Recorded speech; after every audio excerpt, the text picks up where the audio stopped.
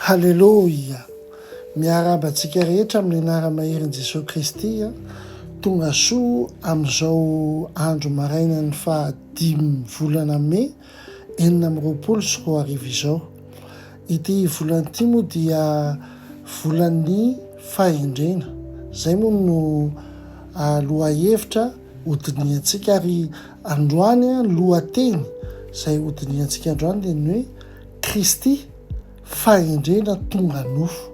Kristy fahendrena tonga nofo. Ao amin'ny Korintianina voalohany, toko voalohany andininy 17. Korintianina voalohany toko voalohany andininy 17. Milaza toy izao amin'ny anara-maherin' Jesosy.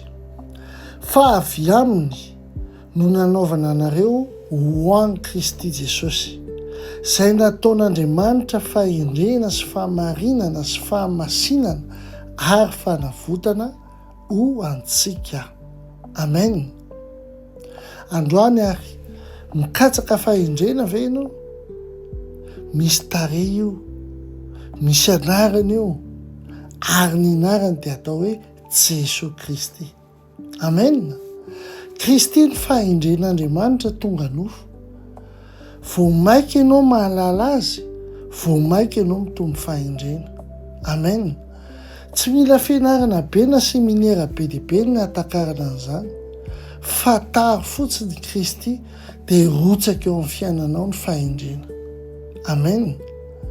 I Paoly dia nianatra teo amin'ny Gamaliela.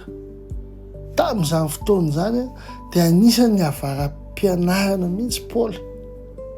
Ary tena anisan'ny sangany mihitsy ny ary. Kanefa ny teny izy tao amin'ny Korintianina voalohany toko 2 hoe fa nini tsy nahafantatra zavatra hafa teo aminareo afa-tsy Jesosy Kristy, indrindra fa izy voaombo tamin'ny hazo fijaliana. Amen. Izany hoe ilay mpianatra tena nahy indrindra dia nametraka ny zavatra rehetra eo ambanin'ny Kristy. Amen. Androany ary ahoana ny ampiaranao an'izany teny izany. Androany dia sokafy ny baibolinao ary misafidy hoe nareo amin'ny Matthieu na Marka na Luka na John dia mamaky toko anankiray.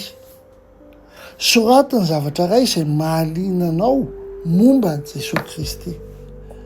Fa teneniko anao fa fahafantaranao azy dia mampitombo fahendrena ao anatinao.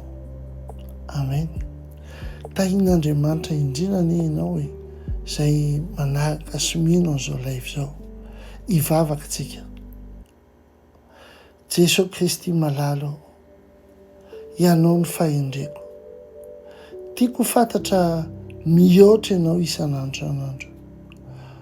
Oka ny foko iraikitra aminao. Mihoatra ny zavatra Jesosy. Amen. Amen. Tahin'Andriamanitra ianao ary ombanao ny Jesosy Kristy ny fanahy masina ny anampy ianao amin'ity andro anio ity. Ampitiavana be dia be Docteur Ina Telesforiany.